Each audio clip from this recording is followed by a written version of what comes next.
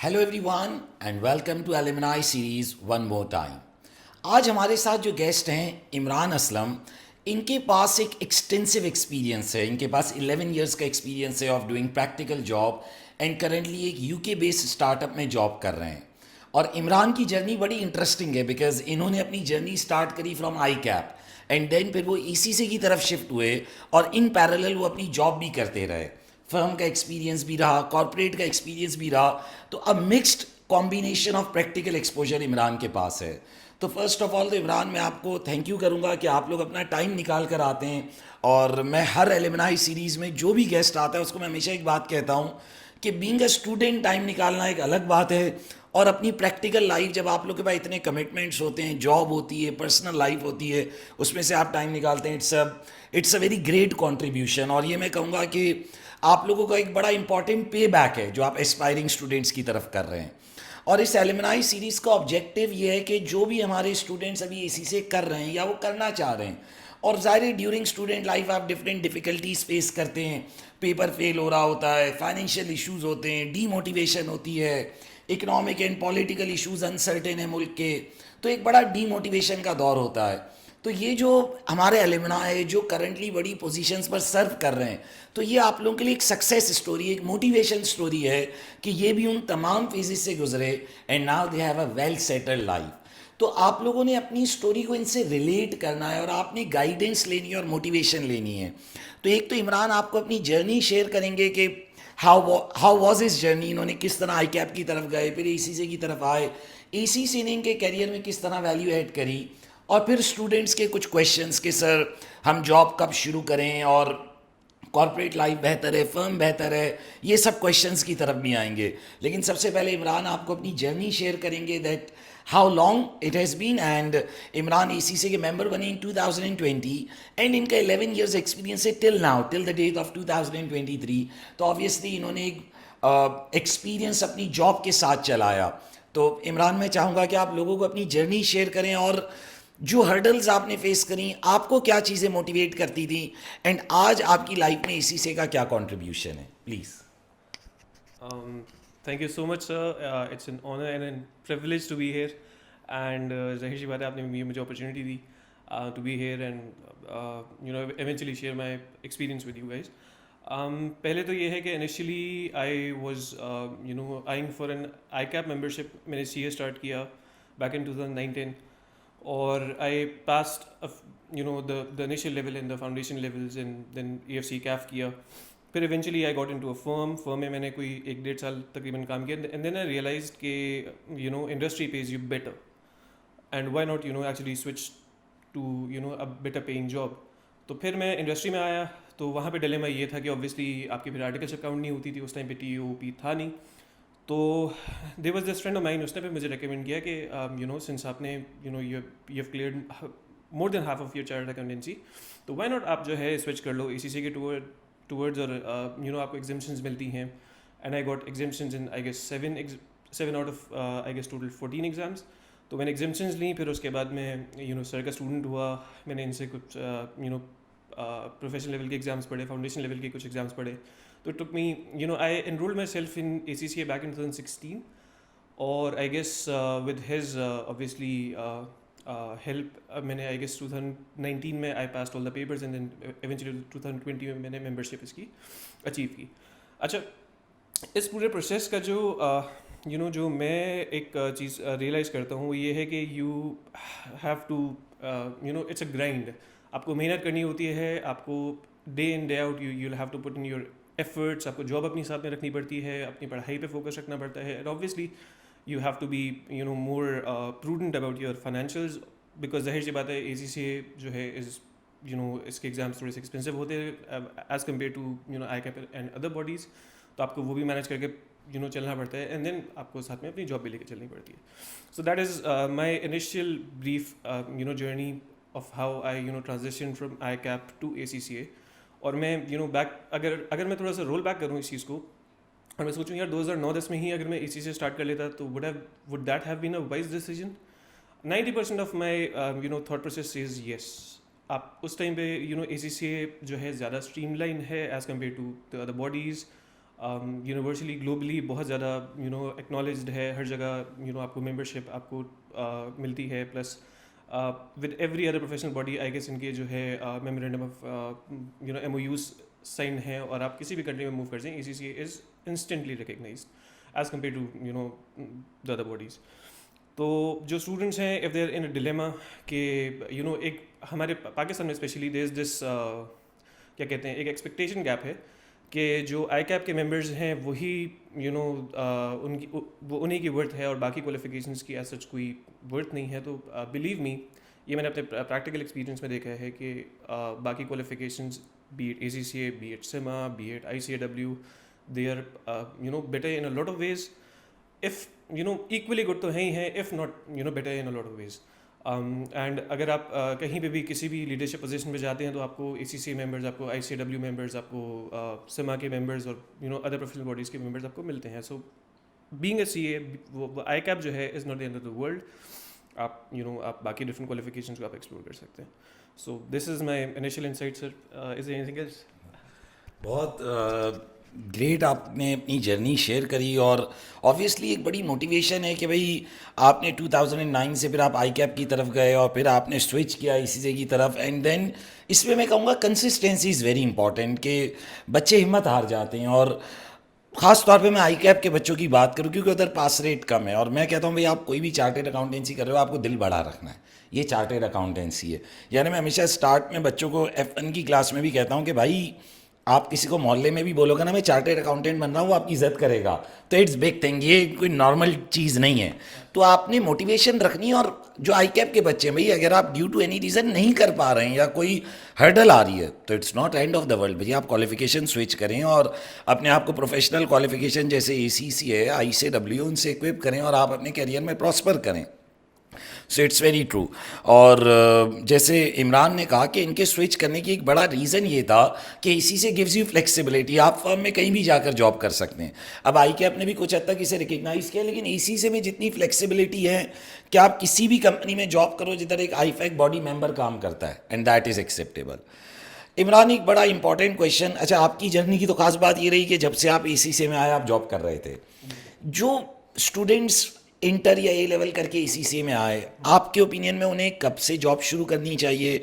और जैसे मैं अगर हमारी पुरानी बातें करूं, अब तो ये नई जनरेशन लेटेस्ट है ज़्यादा, हमारे दौर में बच्चे स्किल्स मॉड्यूल के बाद जॉब पे चले आते थे, लेकिन आपका अपना ओपिनियन क्या? और मोस्ट इंपॉर्टेंटली अब आप कितनी जगह एम्प्लॉयर हो, आपके अंडर कितने सारे ट्रेनीज आते होंगे, तो आपके ख्याल में एक बच्चे के पास आइडियल क्या पॉइंट होता है जब वो अपनी ट्रेनिंग शुरू करे?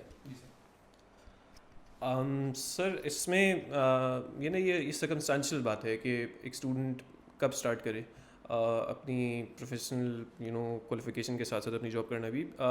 बट मेरा पर्सनल ओपिनियन ये है कि आप जब आपने अपने फाउंडेशन या स्किल लेवल के आपने जो F के जितने भी एग्जाम्स हैं वो आपने जब अपेयर कर लिए हैं और रिजल्ट अवेटिंग है, you should immediately start looking for a job. उसकी वजह ये है कि बिकॉज आपको मेंबरशिप के लिए you need 3 years of experience, और आप प्रोफेशनल लेवल के एग्ज़ाम्स जो मोस्टली स्टूडेंट्स साल या 1-1.5 साल में गुजार लेते पास कर लेते हैं, एंड देन उसके बाद they have to wait another 2 years or 1.5 year to acquire membership। तो आपको हेड स्टार्ट मिल जाता है अगर आप फाउंडेशन लेवल पे ही आप जो है जॉब करना स्टार्ट कर देते हैं। एंड बिलीव मी, बहुत सारे लोग जो हैं एग्ज़ाम्स के साथ अपनी जॉब्स जगल कर रहे होते हैं, and it's not that difficult.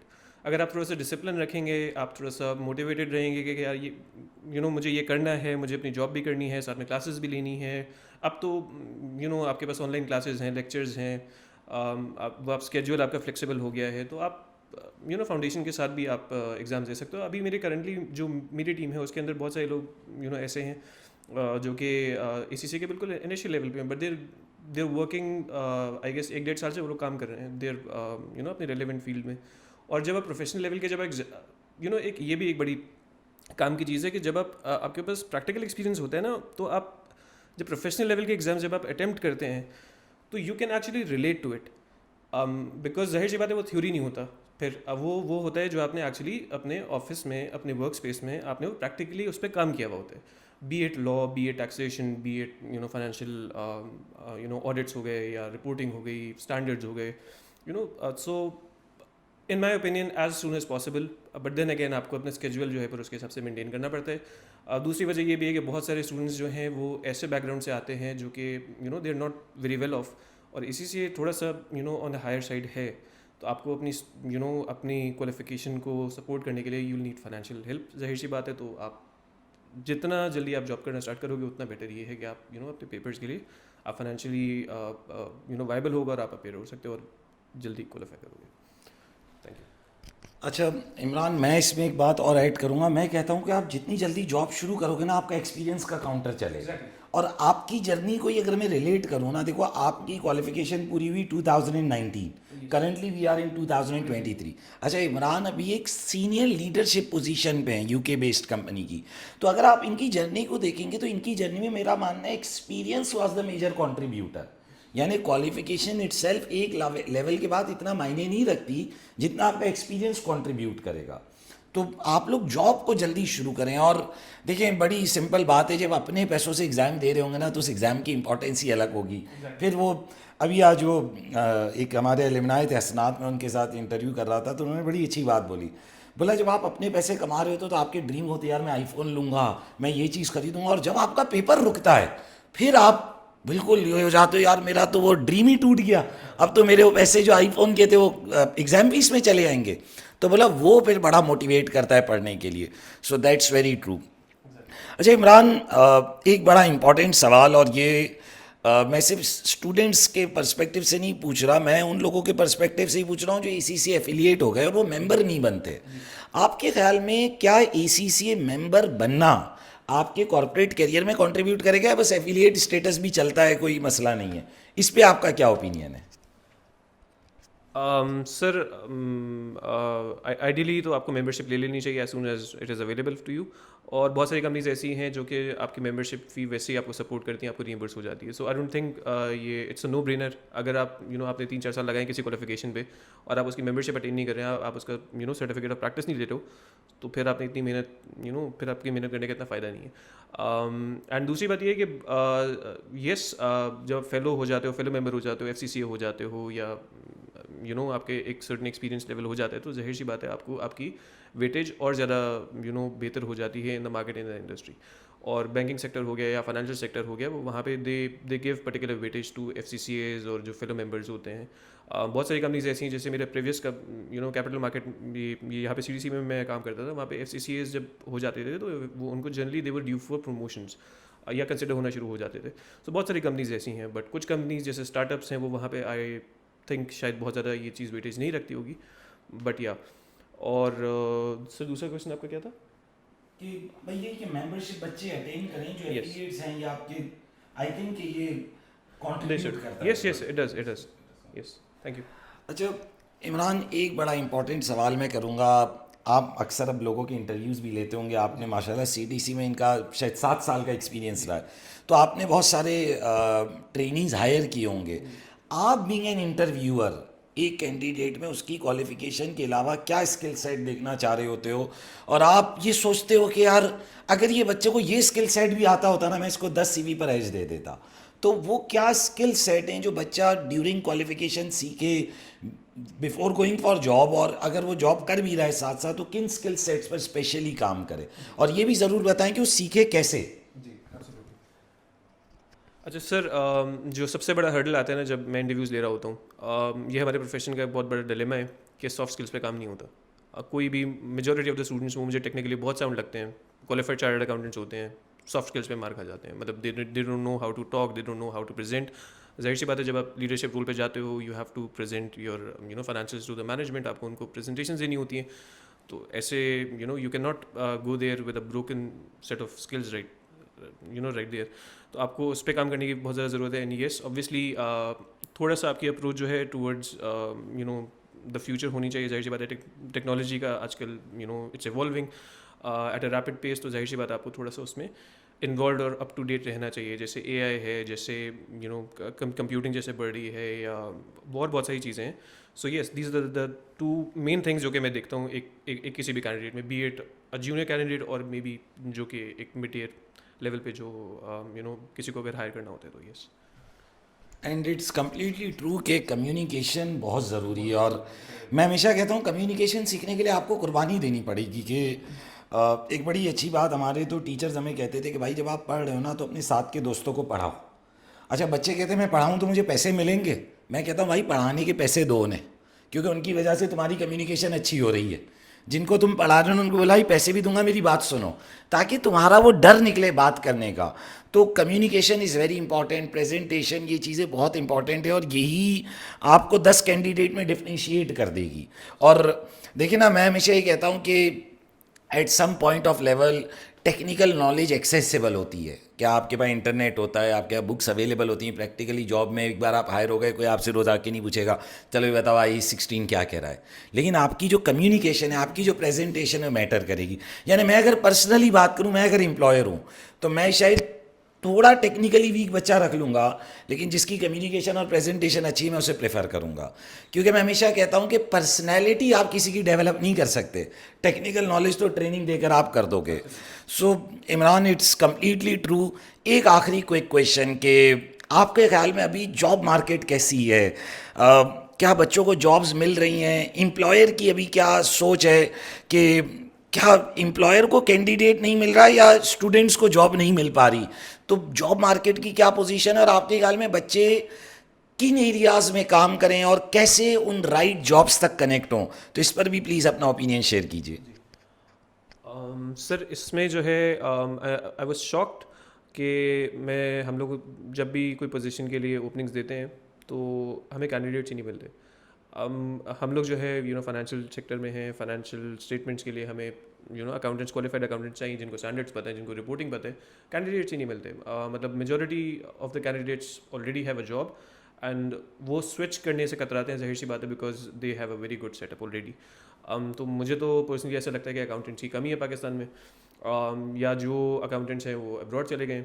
So job की कमी तो सर कहीं भी नहीं है। And how to get a job, वो सर उसके लिए आपको जो है बहुत ज़्यादा थोड़ा सा टाइम इन्वेस्ट करना पड़ता है, अपनी CV को थोड़ा सा पॉलिश करें। बहुत सारी वेबसाइट्स ऐसी हैं जहाँ पे आपको बहुत अच्छी टेम्पलेट्स मिल जाती हैं, आप थोड़ा सा वहाँ से आइडिया लें, ChatGPT यूज़ करें, कोई और AI टूल्स बहुत सारे आए हुए हैं, आप वो यूज़ करें। प्रिपेयर अ थोरो CV जो कि बहुत लंबी ना हो, but then again concise enough and productive enough कि जो भी आपका CV देख रहा है वो पहली ही नज़र में देखे कि हाँ यार इस CV में थोड़ी सी जाने, एंड देन वो आपको इंटरव्यू के लिए कॉल करे। And obviously you'll have to spend a lot of hours on LinkedIn, Indeed and other job portals. So these this is what I believe अभी आजकल की जो मार्केट सर्कमस्टांसेस हैं। मैं इमरान इससे कम्प्लीटली एग्री करूँगा। मैं आपको बताऊँ, कभी कभार कुछ एलिमनाई कहते हैं कि हमें कोई कैंडिडेट दे दो क्वालिफाइड चार्टेड अकाउंटेंट, हमें शर्मिंदगी हो जाती है कि हम बच्चा ही नहीं ढूंढ पाते, क्योंकि क्वालिफाइड बच्चा प्लेस हो ही जाता है।